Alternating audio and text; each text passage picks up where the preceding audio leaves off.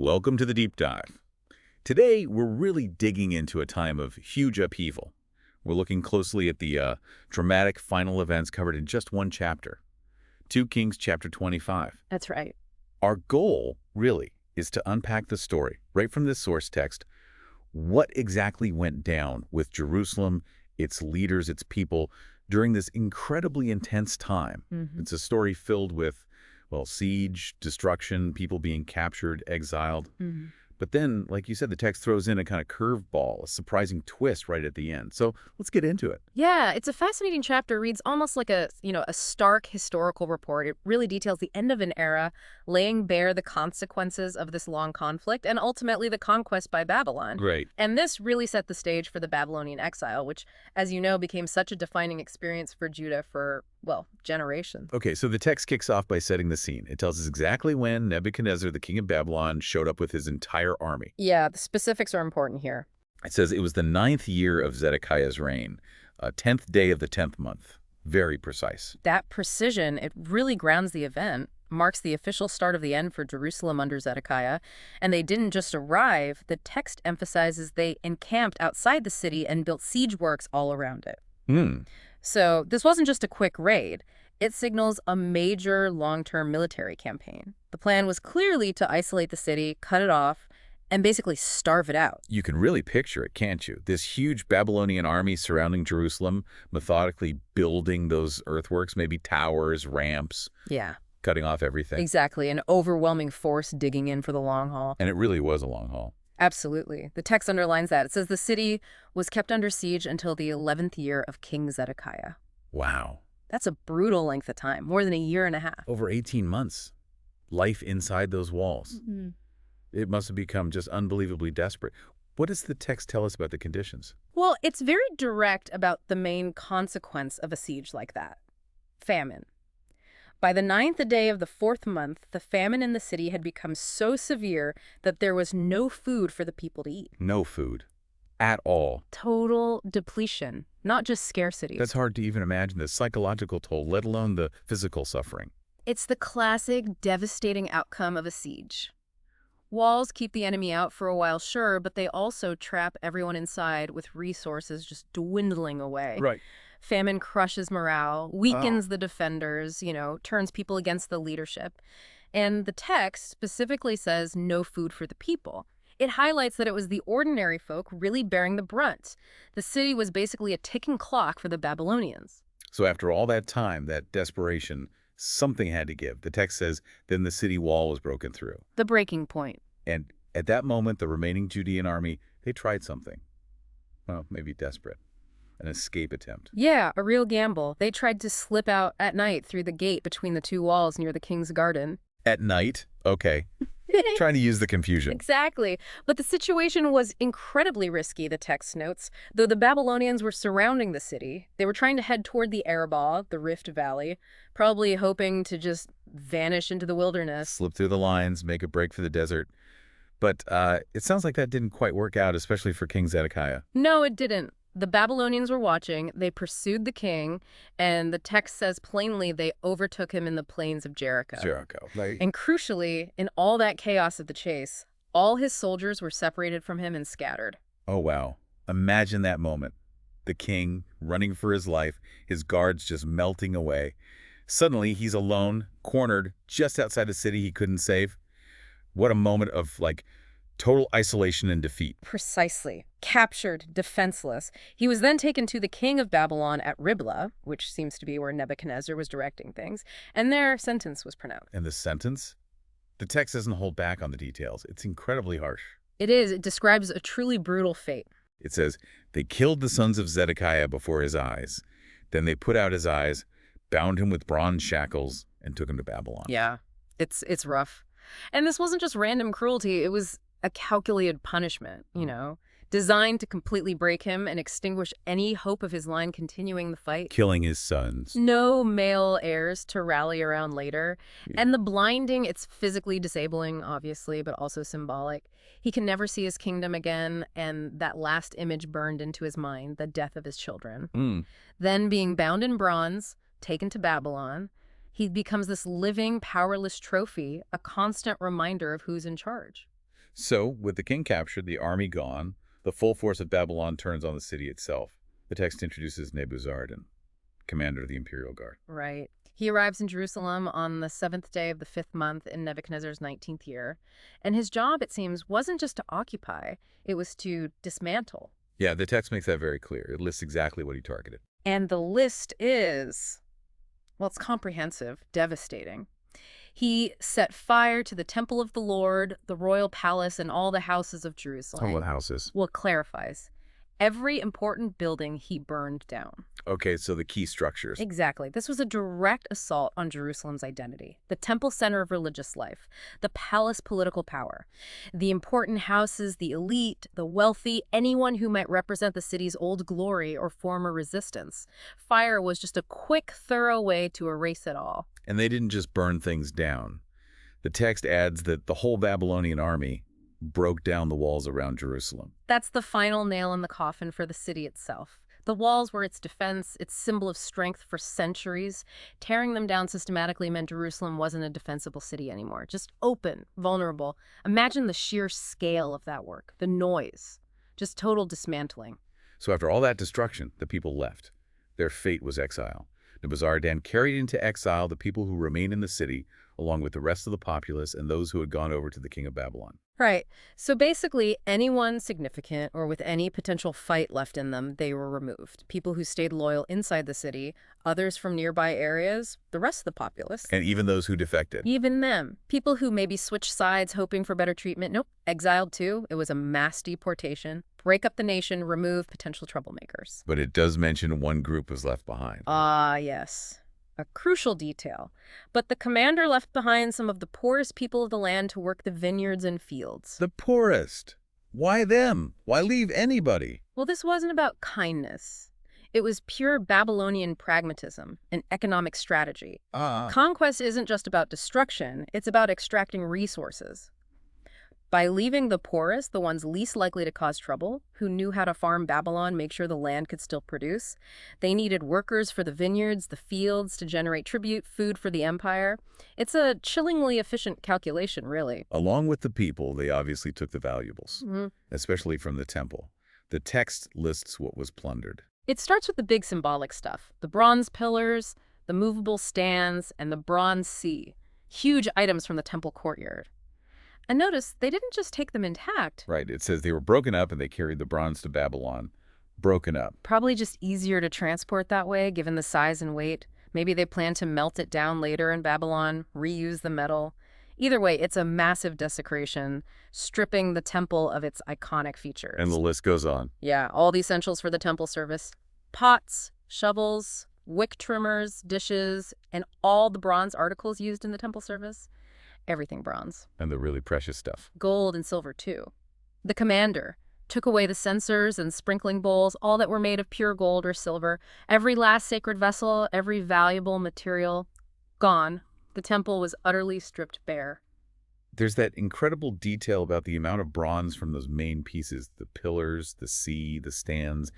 It says it was more than could be weighed. Isn't that evocative? More than could be weighed.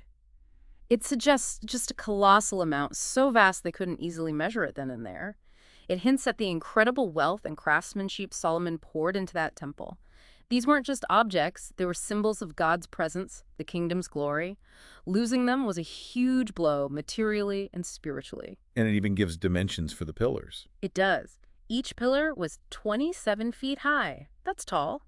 And the capitals on top, another 4.5 feet high, decorated with a network and pomegranates of bronze. Network and pomegranates. Gives you a little glimpse of the artistry, doesn't it? These pillars, probably Jachin and Boaz from earlier accounts, were like iconic markers at the temple entrance, taking them down, breaking them up. It symbolized the fall of the whole thing. So, besides the people in general and the temple treasures, the Babylonians also specifically rounded up the surviving leaders.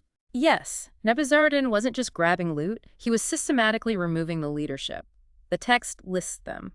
Sariah the chief priest, Zephaniah the priest next in rank, and the 3 doorkeepers, top religious figures. And military and civil leaders, too. Absolutely. The officer in charge of the fighting men and 5 royal advisors, plus key administrators like the the secretary, who was chief officer in charge of conscripting the people, and 60 of his men. It's a deliberate decapitation strike. Remove anyone who could rally the survivors. And where were these important figures taken? Same place as Zedekiah. Nebuzaradan gathered them up and brought them to the king of Babylon at Riblah. Seems Riblah was Nebuchadnezzar's field HQ. And what happened to them there? The text is blunt. There at Riblah, in the land of Hamath, the king had them executed. Executed, just like that. No trials mentioned, no long imprisonment for them. A quick, brutal end for the remaining leadership. It cemented Babylonian control, removed any potential challenge, and the chapter sums it all up starkly. So Judah went into captivity, away from her land. That sentence, it just hangs there, doesn't it? It marks the defining moment. The end of their independence, the destruction of their holiest site, and the forced removal of so many people. A national catastrophe. It really is. The land's devastated, the people scattered, leadership gone.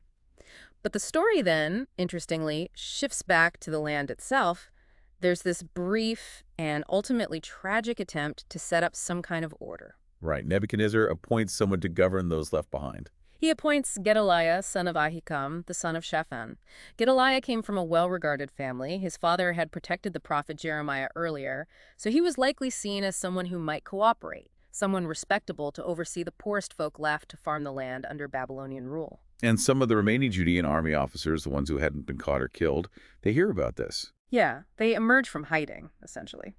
When all the army officers and their men heard, they came to Gedaliah at Mizpah, which seems to have become the new administrative center.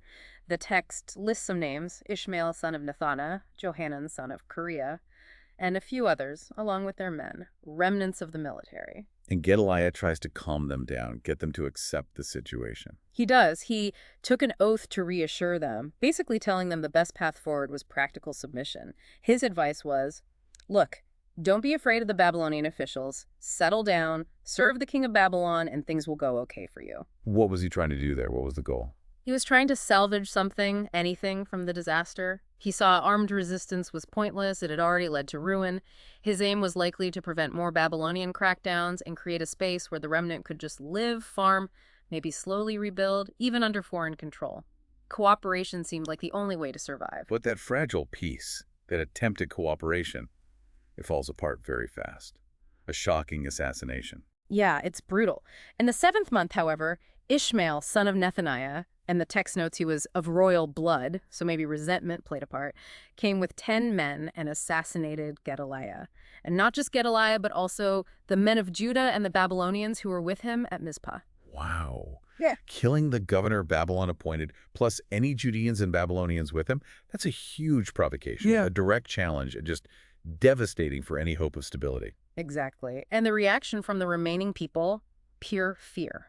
The text says, at this, all the people from the least to the greatest, together with the army officers, fled to Egypt for fear of the Babylonians. They just ran. They knew Babylon would retaliate harshly for the murder of their appointed governor. Egypt seemed like the only safe haven. So Ishmael's act, maybe meant as resistance, actually backfires horribly. It leads to another wave of people fleeing, emptying the land even more. The attempt at governance just completely collapses. Utterly. It further devastated the land and probably annoyed the Babylonians, who wanted the place functional enough to tax.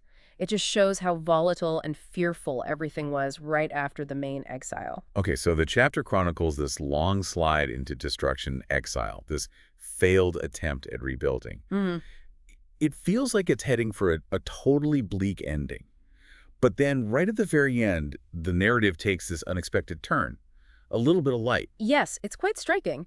The focus suddenly jumps away from Judah and Egypt back to Babylon itself, and specifically to Jehoiachin. He was a former king of Judah, exiled decades earlier, even before Zedekiah. Right, he was exiled way back. And the text says, in the 37th year of the exile of Jehoiachin, king of Judah, think about that, 37 years in the year Evil-Merodach became king of Babylon, he released Jehoiachin from prison, specified down to the 27th day of the 12th month. 37 years in prison.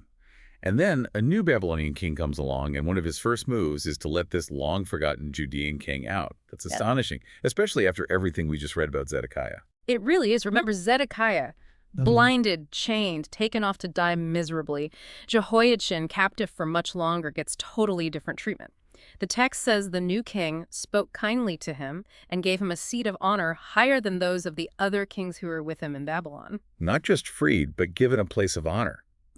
Above other exiled kings after almost 4 decades locked up, that's a massive contrast. And it wasn't just a one-off gesture. The text adds, so Jehoiachin put aside his prison clothes and for the rest of his life ate regularly at the king's table. Wow. Day by day, the king gave Jehoiachin a regular allowance as long as he lived. Eating at the king's table, getting a daily allowance. He lived out his days not just free, but in relative comfort, even with some status, inside of the empire that destroyed his homeland. It's an incredible counterpoint to the destruction of Jerusalem, the famine, Zedekiah's horrific end, the mass deportations, the temple plunder, the executions, the flight to Egypt, all of that devastation. This ending feels almost tacked on, but in a significant way. What do you think that sudden twist, Jehoiachin's fate right at the close, what might that mean for someone reading this, maybe someone who lives through the exile? Well, for someone processing this immense trauma, it could offer a really complex, maybe slightly hopeful angle. Yes, the kingdom fell, the suffering was immense.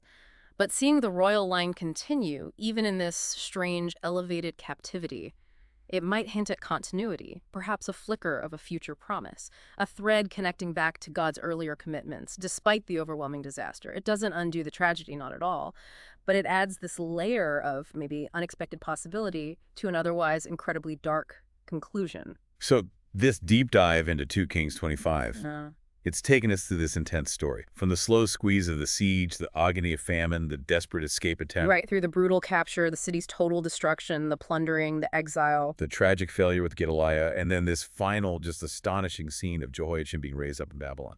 Yeah, the chapter really documents national destruction with unflinching detail.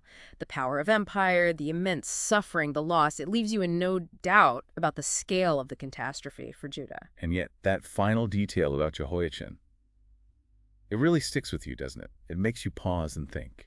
It absolutely complicates the picture of just total ruin. It raises questions about individual destinies caught up in these huge historical events. Definitely. So when you consider all these different fates packed into one chapter, Zedekiah's horrific end, the suffering and exile of the masses, the terrified flight after Gedaliah's murder, and then Jehoiachin's unexpected elevation. Yep. What does this account maybe suggest about, I don't know, survival or resistance, or maybe even how things like fate or maybe divine purpose might work in really unexpected ways, even amidst utter ruin? It certainly leaves us with a lot to chew on. A very powerful conclusion to a sobering narrative. It really is. Well, thank you for joining us on this deep dive into 2 Kings chapter 25. We hope exploring this text and its layers gives you something compelling to think about as you continue your own deep dives into whatever topics capture your interest. Until next time.